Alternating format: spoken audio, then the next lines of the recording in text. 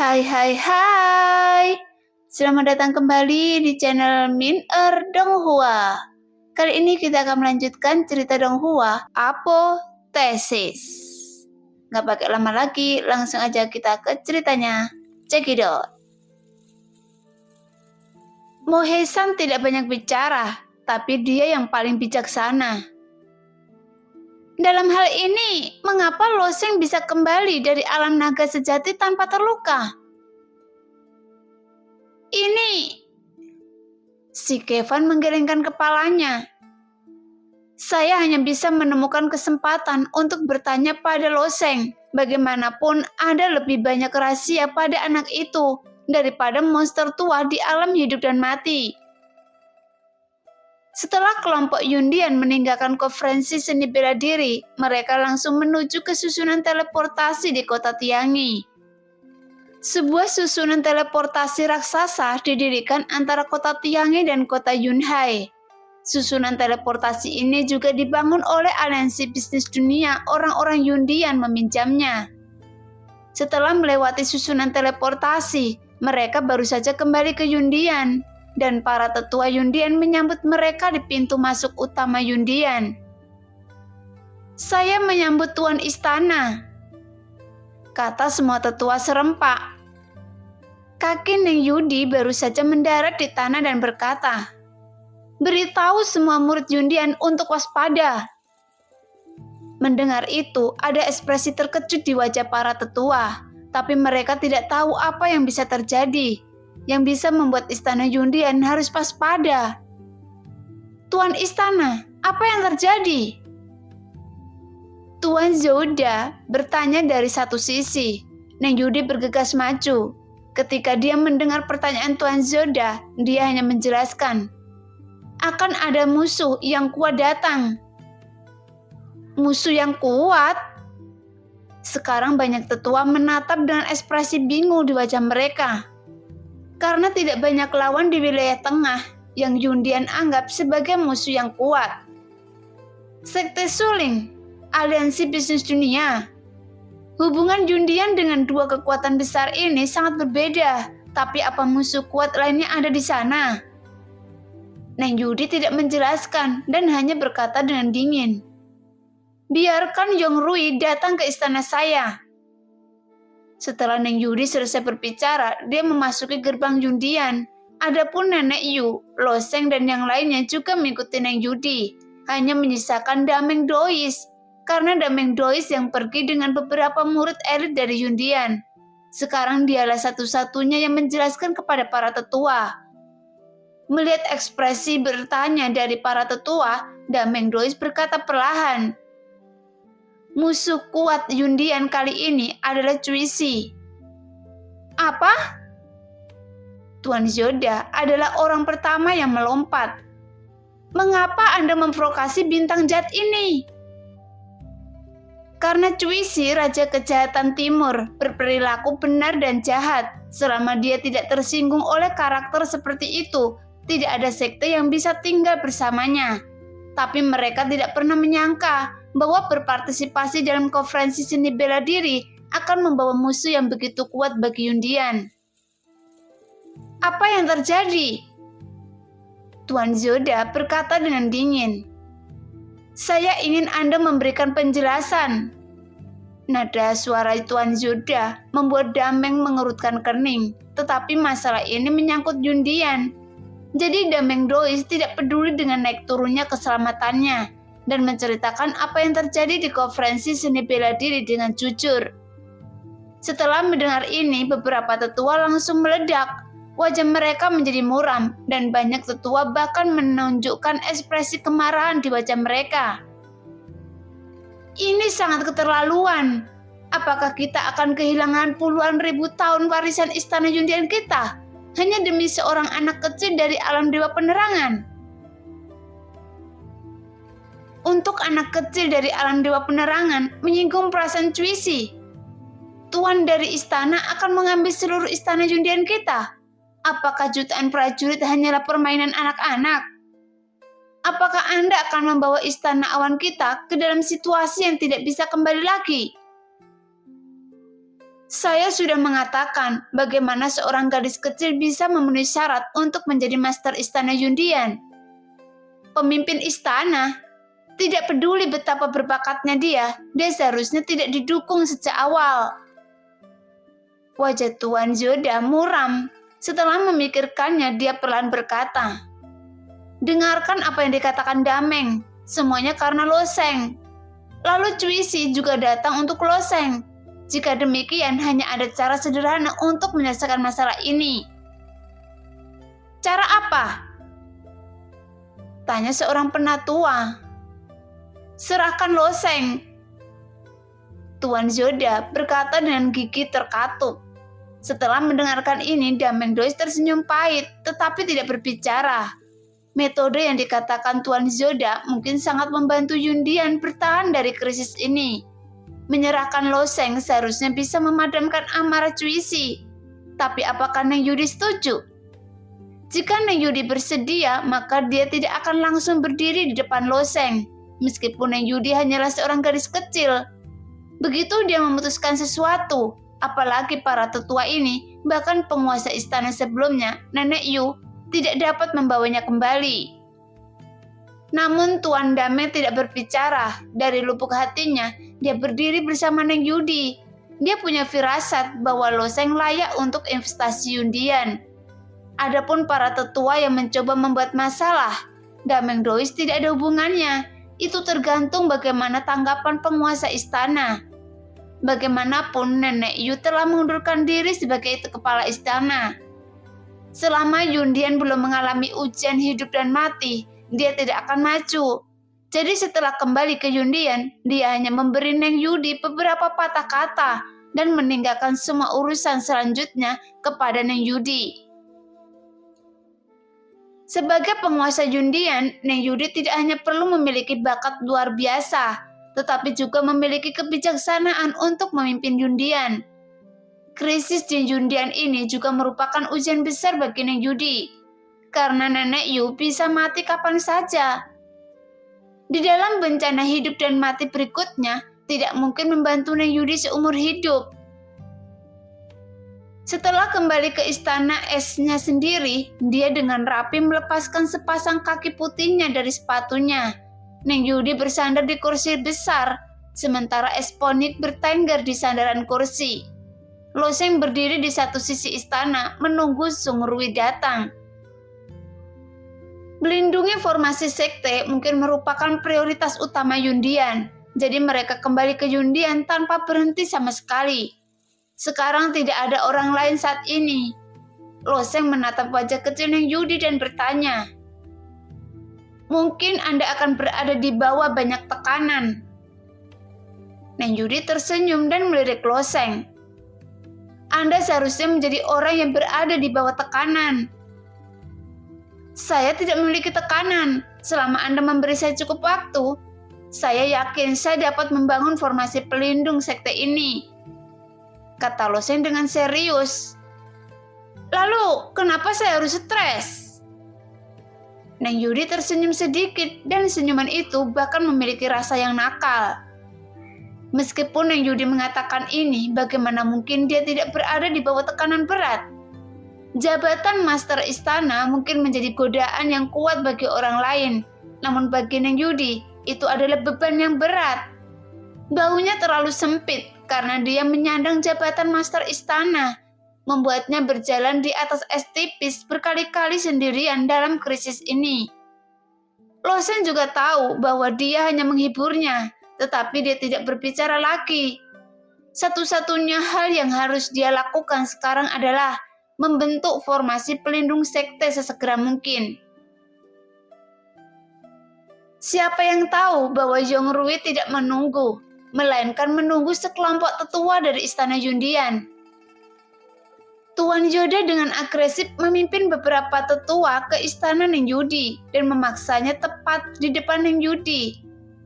Tuan Zoda memelototi Loseng dan kemudian berkata kepada Neng Yudi dengan agresif, "Tuan Istana, mengapa Anda tidak serahkan anak ini? Setidaknya Anda bisa mendapatkan pengertian Cuisi. Bagaimana anak ini menyinggung Cuisi? mengapa Yundian kita harus memikul tanggung jawab. Setelah para tetua ini masuk, ekspresi Neng Yudi kembali normal, dan dia menatapnya dengan dingin dan berkata, "Saya punya pertimbangan sendiri untuk masalah yang Anda sebutkan." "Ini tidak perlu dipertimbangkan, kan? Kepala istana, untuk jutaan murid istana Yundian kita, 5 sekte kelas 2 dan kota Yunhai, bukankah lebih berat mereka daripada bukanlah anak laki-laki dari alam dewa penerangan ini?"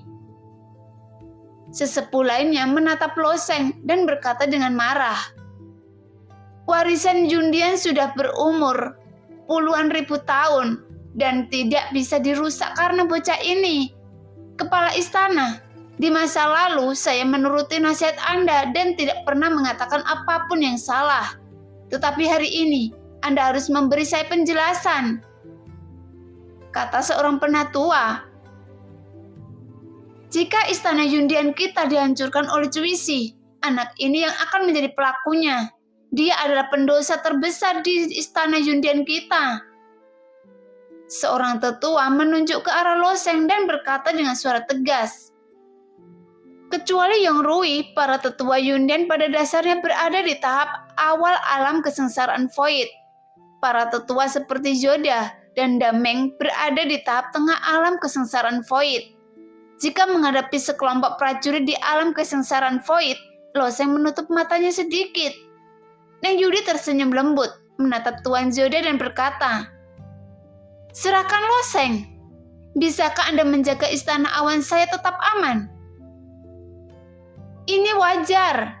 Loseng tidak tahu ketinggian langit dan berani untuk melawan Raja Dongsi. Jadi benar-benar sedang mencari kematian. Mengapa dia ingin menggunakan Yundian sebagai pendukungnya?" Tuan Zoda berkata lagi, "Hal yang paling masuk akal untuk dilakukan sekarang adalah mengeluarkan dari Yundian, sehingga Yundian menghindari bencana." Neng Yudi tersenyum tipis dan berkata lagi, "Tuan Zoda, sudah berapa tahun sejak berdirinya istana Yundian kita?" "Sejak berdirinya penguasa istana pertama, sudah lebih 35.000 tahun." Tuan Zoda menjawab dengan tangan terangkat. "Lebih dari 30.000 tahun?" Neng Yudi menatap Tuan Zoda dengan acuh tak acuh dan berkata, "Yundian telah ada begitu lama, berapa tahun atau kurang tidak relevan, kan?" "Tuan Istana, apa yang Anda katakan?" Tuan Zoda tidak mengerti.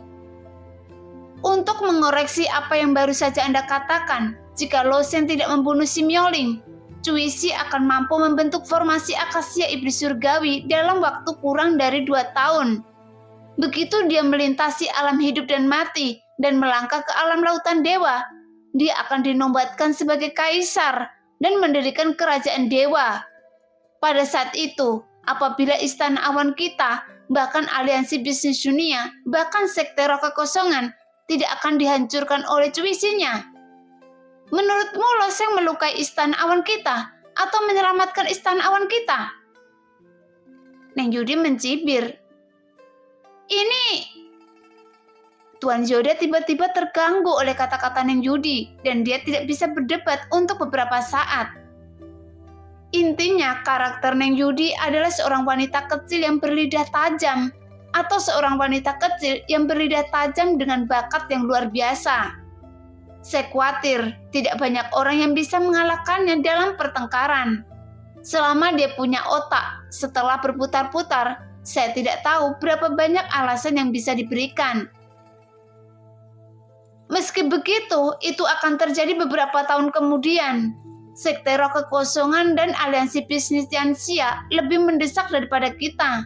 Mereka akan melawan jika langit runtuh. Mengapa mereka tidak membunuh Simyoling? Mereka membutuhkan murid Yundian saya untuk melakukannya. Membunuhnya, lalu menyinggung Cuisi tanpa alasan, kata sesepuh lainnya. Neng Yudi mencibir. "Anda sangat penakut. Apakah Anda benar-benar memenuhi syarat untuk menjadi tetua istana awan saya?" "Benar bahwa Cuisi adalah orang nomor 1 di wilayah tengah. Apakah dia benar-benar menakutkan? Cuisi menakutkan atau tidak, penguasa istana, Lo Sheng harus diserahkan, kata Tuan Zoda terus-menerus. Iya, Lo Sheng harus diserahkan. Perang ini pasti akan menghilangkan keberuntungan istana awan saya. Master istana, jika istana awan hancur karena Lo Sheng, bisakah Anda membelinya? Saat suara dari beberapa tetua satu demi satu keluar, mereka tiba-tiba merasakan suhu semakin dingin tanpa sadar. Bahkan suhu di istana es terus turun hingga sangat rendah. Karena merasakan udara semakin dingin, beberapa tetua menatap wajah dingin Neng Yudi dan akhirnya diam tanpa sadar. Dia sedang duduk di kursi yang berlebihan dan matanya seperti dua pemecah es, melewati para tetua. Anda sepertinya sudah lupa siapa penguasa Yundian. Tapi Tuan Zoda ingin berbicara lagi. Matanya bertemu dengan mata Neng Yudi dan dia bergidik ketika dia melakukan kontak dengannya. Saya akan menyelesaikan masalah Raja Dongxi dan Anda tidak perlu khawatir tentang hal itu. Sekarang tidak ada lagi omong kosong. Sebelum Neng Yudi menyelesaikan kata-katanya, burung ponik es di belakangnya telah melebarkan sayapnya dan bulunya telah melebar seperti bilah es, mekar dengan cahaya warna biru es, dan beberapa tetua menyadari bahwa Neng Yudi sangat marah. Bagaimanapun, Neng Yudi adalah penguasa istana Yundian. Meskipun dia memiliki sisi naif dan garis kecil, dia juga memiliki sisi berdarah besi. Bahkan tidak ada sesepuh pun yang dapat menanggung akibat dari membuatnya marah. Namun Tuan Zoda memandang Lo Sheng lagi dalam-dalam, seolah ingin mengukir Lo Sheng dalam pikirannya, lalu berbalik dan berjalan pergi. Dan beberapa tetua juga meninggalkan istana es tanpa mengucapkan sepatah kata pun. Ketika sekelompok orang tiba di pintu masuk istana es, Zhong Rui sedang bergegas. Ketika dia melihat beberapa tetua, dia berlari untuk menyapa. Tuan Zoda, Penatua He, apa kabar? Namun beberapa tetua dia mengabaikan Zhong Rui sama sekali dan melewatinya dengan marah, kemudian pergi tanpa mengucapkan sepatah kata pun. Zhong Rui memutar matanya dan bergumam. Apakah orang-orang tua ini meminum obat yang salah? Saat Zhong Rui melangkah ke istana es, dia tiba-tiba merasakan gelombang udara dingin datang dan tubuhnya tiba-tiba menegang, lalu dia bergumam. Sepertinya ada banyak kebisingan tadi. Setelah berjalan ke ujung istana es, Zhong Rui melihat Neng Yudi, mengangkat tangannya dan berkata, Zhong Rui telah bertemu dengan penguasa istana. Saya memanggil Anda untuk datang karena saya ingin Anda melakukan satu hal, kata Neng Yudi ringan. Penguasa istana, tanyakan saja. Zhong Rui dapat melihat bahwa Neng Yudi sedang terbakar, jadi bagaimana dia berani mengatakan sepatah kata pun? Bagaimana Anda menguraikan formasi pelindung sekte kelas 6 yang saya berikan pada Anda terakhir kali? Neng Yudi bertanya lagi. Ini sekte kelas 6. Formasi tanah suci yang melindungi sekte benar-benar terlalu rumit. Saya khawatir perlu 3 hingga 5 tahun lagi. Saya belum tentu dapat memahaminya secara menyeluruh, kata Zhong Rui. Buang, kata Neng Yudi lagi. Hah? Buang saja? Zhong Rui hampir mengira dia salah dengar. Diagram formasi pelindung sekte di tanah suci dianggap sebagai hal yang sangat berharga.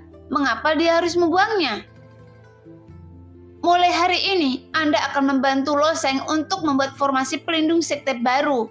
Semua bahan, termasuk sumber daya Yundian, akan digunakan untuk bekerja sama dengan Anda sebanyak mungkin. Neng Yudi menatap Zhong Rui dan berkata, Ingat, Anda membantu Lo Sheng. Neng Yudi menekankan, sementara Zhong Rui tertegun. Mulai hari ini? Iya, mulai hari ini. Lo Sheng yang berdiam saat ini tiba-tiba berkata, "Apakah Anda perlu terburu-buru?"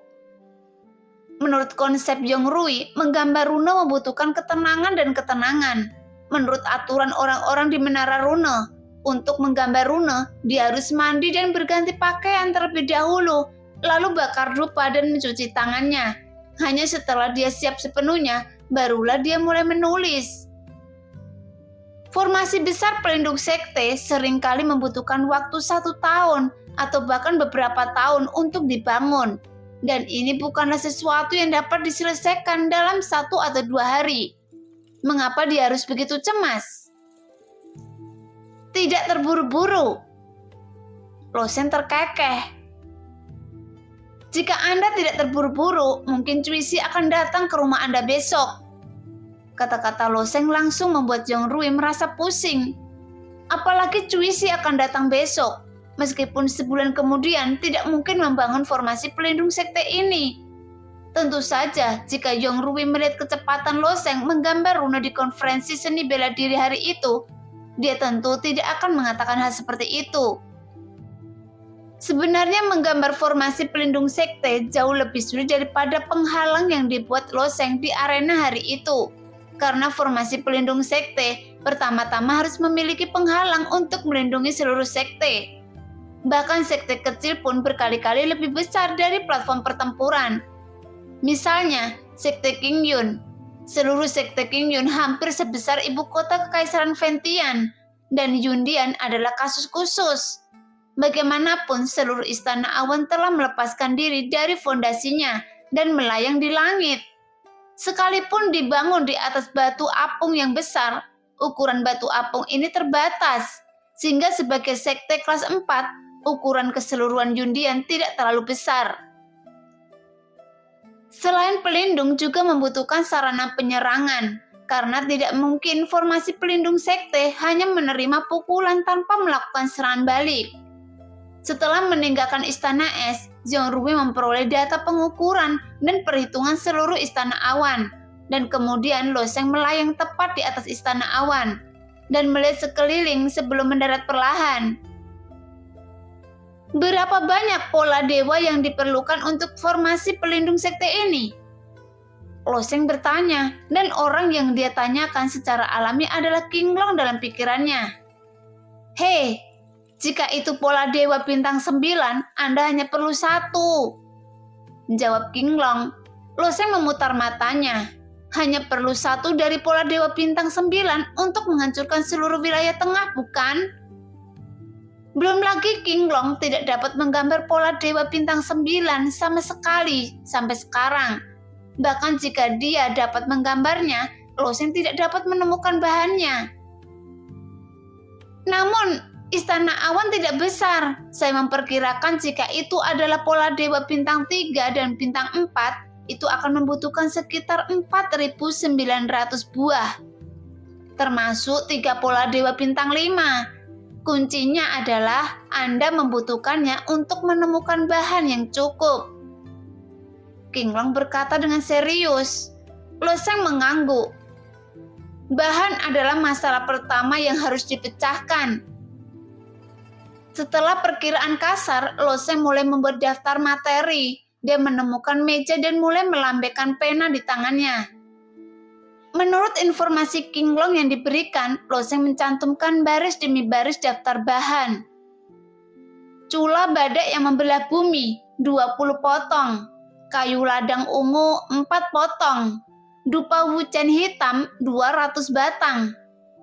Daun sutra emas 6. Satu persatu daftar ditata, dan itu sangat padat dengan bahan-bahan, sehingga kulit kepala Yongrui terasa mati rasa.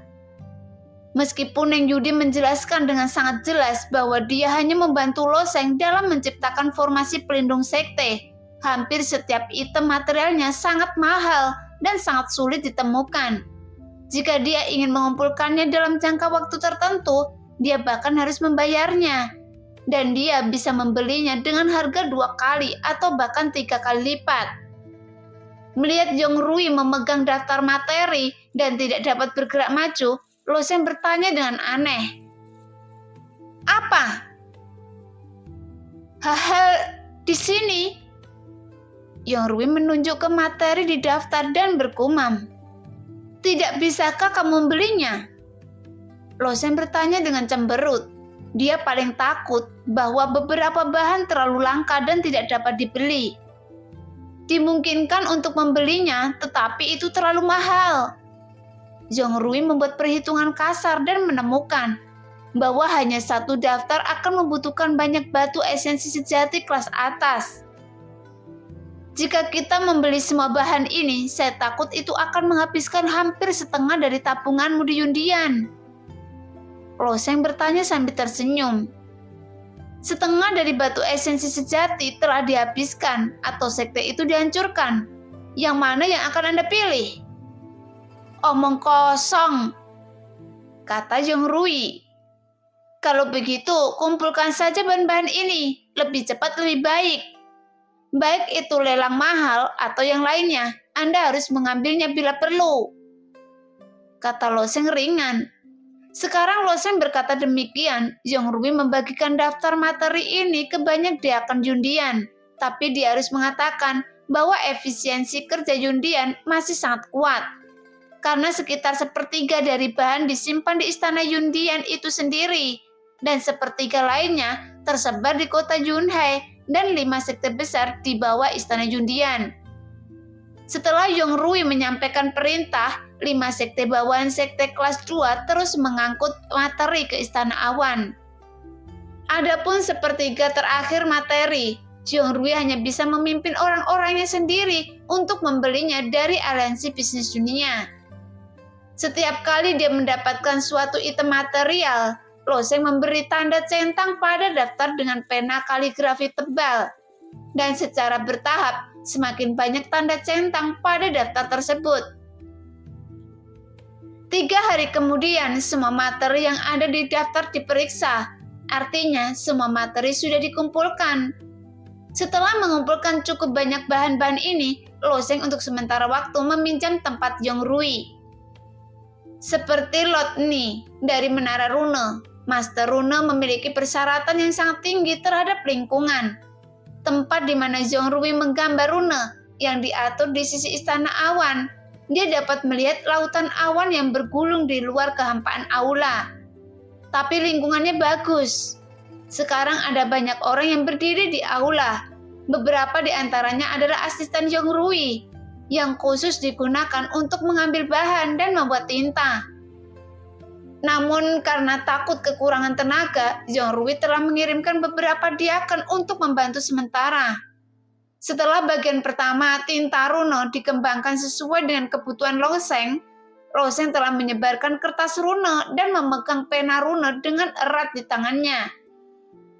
Segera botol tinta rune pertama diangkat. Loseng mencelupkan pena rune ke dalam tinta rune dan akhirnya menggambar pukulan pertama. Menurut desain Qinglong, formasi pelindung sekte ini memiliki total 4.901 pola dewa. Dan pola dewa yang digambar oleh Loseng hanyalah pola dewa bintang 3 dan pertama. Ketika pena rune Loseng baru saja menyentuh kertas rune, kekuatan jiwanya dengan cepat mengaktifkan karakteristik bahan dalam tinta. Mekar dengan cahaya merah menyala, dan rune ini adalah rune serangan atribut api. Segera ujung pena menari-nari ringan di atas kertas, seperti aliran api yang mengalir, terus-menerus muncul di atas kertas. Dan garis-garisnya seperti nyala api yang mekar. Melihat Loseng menginspirasi pukulan sempurna dengan begitu mudah dan santai, Yongrui juga terpesona. Di Istana Awan, jika ada orang yang paling bahagia, mungkin itu adalah Yongrui saat ini. Karena bakat Yongrui tidak lemah dalam hal bakat seni bela diri. Dia bisa dianggap sebagai jenius tingkat surga. Namun dia telah kecanduan cara rune sepanjang hidupnya. Jadi dia hanya seorang pejuang di alam alkimia ilahi. Jika dia diizinkan memilih salah satu antara Istana Awan dan rune, dia akan 100% meninggalkan Yundian. Meskipun Yongrui tidak bisa menggambar sapuan sempurna, menyaksikan Loseng menggambar rune dengan sapuan sempurna sudah cukup baginya untuk membuatnya enak dipandang. Dengan tangan Loseng sangat mantap dan garis-garisnya tidak berantakan sama sekali. Meskipun teksturnya sangat rumit, tapi Loseng dapat menggambarnya dengan lancar. Setelah beberapa saat, pola Dewa Bintang 3 berhasil digambar. Tanpa bangun dan hanya dengan anggukan, seorang asisten mengambil pola dewa dan meletakkannya di sisi aula. Menunggu tinta di kertas mengering, kemudian muncul gambar kedua dan gambar ketiga. Selama 6 jam, Loseng terus mempertahankan gerakan yang sama dan pena runa di tangannya tidak pernah berhenti. Pada jam pertama, Zhongrui bertanya kepada Loseng, apakah dia perlu istirahat? Tapi Loseng menggelengkan kepalanya dan terus menggambar. Tapi Zhongrui tidak menyangka orang ini telah menggambar selama 6 jam berturut-turut. Bagaimanapun menggambar runa membutuhkan konsumsi kekuatan jiwa. Bahkan jika jiwa Master Runa lebih kuat dari jiwa prajurit biasa, apa konsep 6 jam penuh? Lagi pula level runa Zhongrui juga termasuk yang teratas di wilayah tengah. Dia pernah pergi ke Menara Runa untuk pelatihan lebih lanjut. Ketika dia meninggalkan Menara Runa, kekuatan jiwanya berada di peringkat 10 besar di Menara Runa. Meski begitu, setelah dia menggambar 5 runa berturut-turut, dia menjadi pusing dan harus beristirahat selama beberapa hari sebelum dia bisa melanjutkan menggambar.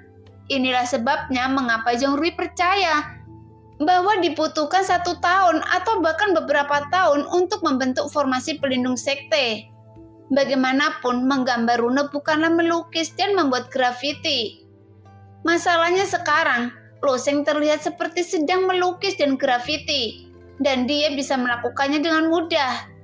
Namun Zhongrui secara alami tidak tahu seberapa kuat jiwa Loseng.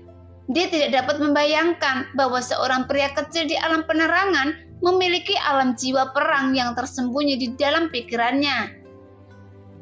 Setelah 6 jam menggambar terus-menerus, Loseng akhirnya merasakan sedikit kelelahan, yang merupakan tanda pelepasan kekuatan jiwa yang berlebihan. Jadi dia berhenti menggambar pola dewa, dan di sudut aula, lebih dari 200 pola Dewa Bintang 3. Pola-pola terpampang rapi tersusun rapi menjadi satu. Berdasarkan progresnya, pengecatan bisa selesai dalam waktu sekitar 1 bulan. Saat ini, Zhongrui hanya bisa menghela nafas. Belum lagi betapa sulitnya menggambar runa yang tidak bisa dia mengerti sama sekali. Bahkan jika Zhongrui hanya diminta menggambar runa bintang 1 selama 6 jam berturut-turut, jiwanya mungkin akan runtuh. Mungkin jiwa orang ini pasti terbuat dari besi. Setelah istirahat malam, Loseng mendapatkan kembali energinya dan mulai terus menggambar pola dewa. Para asisten di aula juga sibuk memecah bahan, mengeringkan, dan menggilingnya. Dan proses ini juga sangat rumit. Pada saat ini suhu di sekitar turun sedikit, tetapi Neng Yudi datang mengambang. Para asisten dan diaken yang sibuk di aula memberi hormat kepada ketua aula, tetapi Neng Yudi melambaikan tangannya sedikit, mengisyaratkan untuk tidak mengganggu Loseng. Matanya yang seperti matahari yang hangat, bersinar dengan kilau yang sempurna.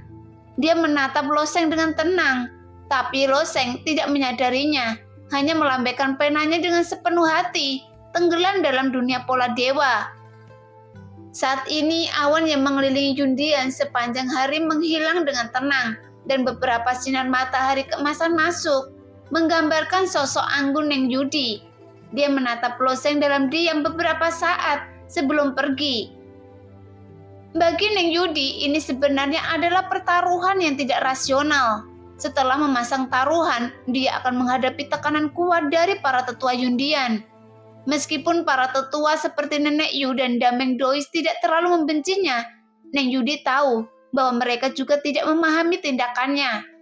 Bagaimanapun taruhan ini terlalu besar dan kemungkinan besar Yundian akan kalah. Begitu dia keluar dari Yundian, dia melihat Tuan Zoda dan banyak tetua mendekat dengan agresif.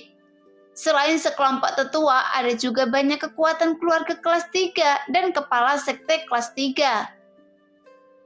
Para pemimpin klan dan pemimpin sekte ini semuanya adalah kekuatan di kota Yunhai. Mereka selalu menjadi pengikut Yundian. Jika Yundian runtuh dan menimbulkan gempa bumi, mereka juga akan menghadapi masalah besar. Memang bukan keputusan yang bijaksana untuk menaruh harapan melawan Cuisi pada Loseng. Tuan Istana, tolong pikirkan 2 kali bagaimana sekte kelas 4 yang bermartabat bisa menaruh harapannya pada Loseng. Tuan Istana, saya telah setia kepada Yun sekte selama 200 tahun dan akan mengikuti Istana Yundian sampai mati. Tapi saya tidak bisa melakukannya hanya karena pria kecil di alam Dewa Penerangan. Jadi menyerahkan Loseng adalah satu-satunya cara. Segala macam kata datang satu demi satu. Ada yang menaruh gairah, ada yang marah, ada yang menyentuh hati atau tak berdaya, seperti badai dahsyat. Namun tersapu ombak Neng Yudi yang hampir menenggelamkannya. Dan sebagai penguasa istana, dia bahkan tidak bisa menemukan cara untuk melarikan diri. Setelah beberapa saat Neng Yudi menangani kelompok orang ini, dia kembali ke istana esnya. Wajah Neng Yudi tampak kusam. Dia menyaksikan es ponik melayang dengan lembut ke arahnya dan bersandar di bahunya. Dia dengan lembut menggigit bibir tipisnya dan tanpa sadar mengucapkan kata-kata makian. Sial, rugi sekali. Tapi dia adalah wanita seperti itu. Begitu dia memilih arah, dia tidak akan mengubah arahnya. Sekalipun jalan di depannya berduri dan menyakitkan, dia akan menanggungnya dan terus maju. Apakah Loseng tidak tahu seberapa besar tekanan yang ditanggung Neng Yudi? Tapi Cuisi bisa datang untuk mengunjungi kapan saja, dan Loseng hanya bisa mencurahkan seluruh energinya untuk menggambar pola dewa. Meskipun Loseng memiliki jiwa di alam semangat juang, menggambar pola ilahi dengan intensitas tinggi juga merupakan konsumsi yang cukup besar baginya. 12 jam sehari, dia menggambar terus-menerus selama 8 jam sehari. Dan 4 jam sisanya digunakan untuk memperbaiki dan memulihkan semangatnya. Bagaimanapun ini adalah ujian bagi jiwa Loseng. Hari pertama dan kedua baik-baik saja. Pada hari ketiga, Loseng hampir tidak mau bangun dari tidurnya. Ekstraksi kekuatan jiwa yang berlebihan membuat jiwanya sangat lelah dan dia tidak dapat pulih dari tidur singkatnya. Loseng harus memakai batu giok pemeliharaan jiwa yang diberikan si Kevin padanya, dan pada saat yang sama menelan beberapa ramuan pemelihara jiwa. Setelah memeras kekuatan jiwanya dengan putus asa, selama periode ini jiwa Loseng menjadi lebih stabil, dan jiwanya samar-samar dilapisi dengan jejak cahaya hijau. Bagaimanapun, alam jiwa pertempuran bukanlah akhir dari jiwa. Karena di atas alam jiwa pertempuran masih ada alam jiwa giok. Namun jika ingin jiwa memasuki alam jiwa giok, masih memerlukan banyak latihan yang jauh melebihi apa yang bisa dilakukan Loseng sekarang. Selama periode ini, Neng Yudi akan menemukan kesempatan untuk mengunjungi Loseng. Menghadapi tekanan dari semua aspek istana awan, dia hanya bisa sedikit rileks saat melihat wajah serius Loseng. Selama kurun waktu tersebut, Yundian juga sangat memperhatikan gerak-gerik Cuisi. Menurut kabar yang didapat Yundian, Cuisi sepertinya sedang mencari cara untuk menyembuhkan hati seni bela diri Cuiyun setelah meninggalkan kota Tayangi. Bagaimanapun hati seni bela dirinya hancur, yang hampir merupakan pukulan telak bagi sang pejuang. Sejak saat itu, ia tidak akan pernah pulih, dan dia bahkan akan kehilangan kepercayaan diri untuk bertahan hidup. Lagi pula memperbaiki hati seni bela diri bukanlah perkara mudah. Kalaupun diperbaiki akan menimbulkan beberapa efek samping, seperti amnesia, bahkan pikiran bisa menjadi cacat. Dan jika dibiarkan, perbaikannya akan semakin sulit seiring berjalannya waktu. Karena ingatan sang pejuang akan semakin dalam. Jadi pertama kali Cuisi bukanlah menyusahkan Yundian, tetapi memperbaiki hati Cuiyun, dan kabar ini mungkin satu-satunya kabar baik bagi Yundian. Setidaknya membantu Yundian mengulur banyak waktu. Nah, demikianlah cerita hari ini. Terima kasih yang sudah menonton video Min Earth sampai selesai. Sampai jumpa di video selanjutnya. Bye-bye.